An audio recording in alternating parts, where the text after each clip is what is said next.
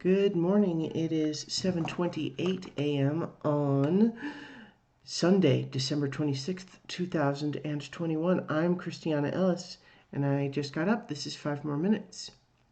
So, excuse me, I'm burping. I had a pretty good Christmas yesterday.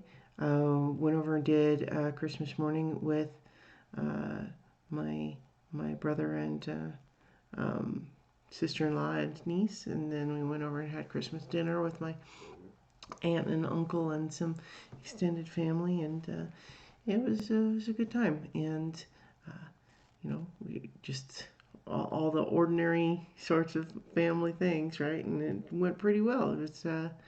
Um, it was good time. Definitely feeling glad that I was here. And one of the things that I had sort of discovered is I had sort of long thought of myself as generally my travel would be to come to visit family in Colorado for either Thanksgiving or Christmas. But then I was actually looking back at the past years, and it had actually been something like 6, 7 years since I was last here for Christmas. I end up usually coming for Thanksgiving. I'm not sure why that is necessarily, but in any case, it was nice uh, changing it up a little bit.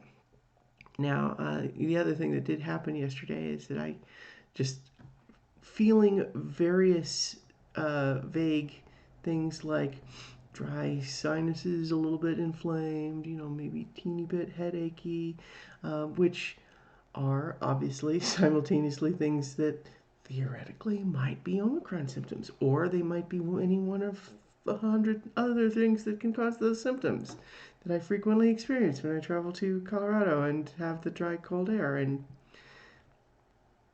so I actually kind of got myself a little bit worked up last night. Not like, I don't want to overstate that, but I was just feeling some anxiety about it. And I had one rapid test, and I was trying to think, like, okay, well, when to take the test, because I only have the one.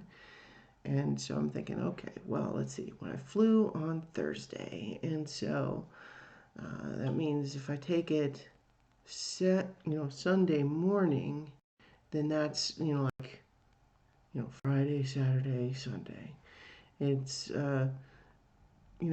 it's still pretty early, right? In terms of like if the theory is that I'm exposed during the travel, it's they say usually like 4 to 5 days if it's the regular one, and Omicron's maybe a little faster. But I was feeling like stressed about it, and so I persuaded myself at least that it wouldn't make any difference doing it before bed versus after bed. Um, like knowing wouldn't change anything at that point. Went ahead and did it this morning, and it was negative. So, but it's one of those things I'm just feeling a little hyper vigilant about it. Like I'm glad that I came out here and traveled, but I am feeling stress about that whole element. But at least so far so good. I got the test. I took it. You know, I'll continue to see if my the things I'm experiencing seem to change or get any worse, or anything that's a little bit more typical of what it supposedly is. I don't know. We'll see. But in the meantime, as far as I can tell right now, negative, because I did the test that said so. So, not much to be done past that, right? Um, I mean, if I had symptoms that were more clearly something like a cold or more serious, then I would be more concerned. But what I'm having are symptoms that could very well be, just like allergies, dry air stuff that I always get when I come out here during the winter. So, I did watch a few more episodes of Leverage last night, and then I watched Encanto on Disney Plus, which I thought was pretty good. It was pretty good. Like I for some reason, I don't know, I feel like it didn't grab me hard like some Disney movies have been. So like Moana feels like the most obvious direct comparison. And so what I'll say is that the opening bit of Moana, like up through when she actually leaves the island and before she meets Maui, I think is incredible. I love that part so much. And I'll say that Encanto didn't really have anything that kind of got me that hard.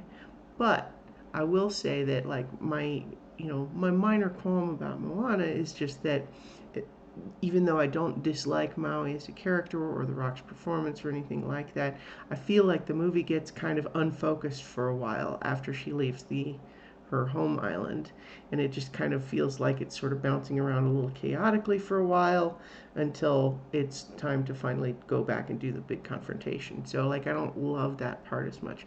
Whereas in Kanto, I feel like it's a little bit more solid, has a better hold of itself the whole way through.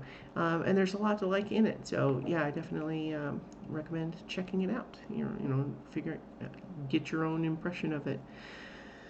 But in the meantime, I'm going to go ahead and get this video posted, and then I'll talk to you all tomorrow for 5 more minutes.